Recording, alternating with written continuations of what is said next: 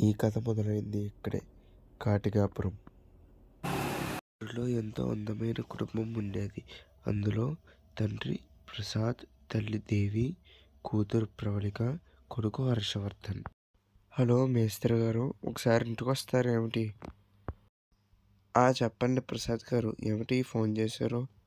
ఈ ఇల్లు సంగతి చూడండి, అసలు చాలా దారుణంగా ఉంది. ఈ ఇల్లుని రిపేర్ చేసినా మళ్ళీ ఇదే పరిస్థితి. మీరు ఇంకో కొత్త ఇంట్లోకి మారారు ప్రసాద్ గారు. సరే అండి అయితే.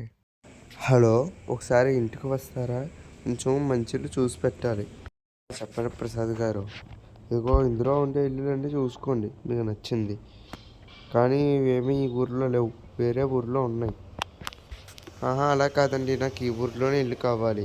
ఈ ఊరిలో ఎంత చిన్న ఇల్లైనా పర్లేదు, నాకు ఈ ఊరిలోనే కావాలి. ఈ ఊరిలో ఇల్లు లేవు కానీ అండి, ఊరి చివరన పాడుపడిపోయిన కోట ఒకటి ఉంది, చూసుకొని మరి జాగ్రత్త. సరేలే అండి, ఇంక అందులోకే వెళ్దాం. పంతులు గారు, ఇలాగ మేము ఊరి చివరి నుండి పాడుపడిపోయిన కోట తీసుకున్నాం, అందులోకి వెళ్ళడానికి మంచి ముహూర్తం చెబుతారా? రేపు పొద్దున్న 9:30 ఉంది మంచి ముహూర్తం. సరే అండి పంతులు గారు, అయితే మీరు కూడా రావాలి ఖచ్చితంగా. సరే వస్తానయ్యా. ఏమిటయ్యా ప్రసాదు, ఊరిలో మొత్తం అంతా వెలుతురుగానే ఉన్నా ఇక్కడ చీకటిగా ఉంది. సరే, ఆ కొబ్బరికాయ కొట్టి దీపం వెలిగించండి.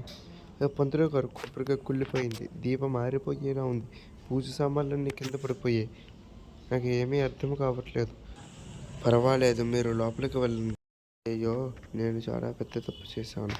ముందు సంవత్సరం పంచాంగం చూసి ఈ సంవత్సరం ముహూర్తం పెట్టేశాను. అమావాస్య, అందులోని ఆదివారము ముహూర్తం పెట్టాను. అయ్యో, చాలా పెద్దగా ముహూర్తం పెట్టాను, నాదే తప్పు. ఫస్ట్ ఎపిసోడ్ మాత్రమే, ఎంతో అదిరిపోయే సిరీస్తో మీ ముందుకు వస్తున్నాం. లైక్, షేర్, సబ్స్క్రైబ్ చేసి ఈ సిరీస్ని ఎంతో ప్రోత్సహిస్తారని కోరుకుంటున్నాం. కే హ్యాపీ టీవీ టీమ్.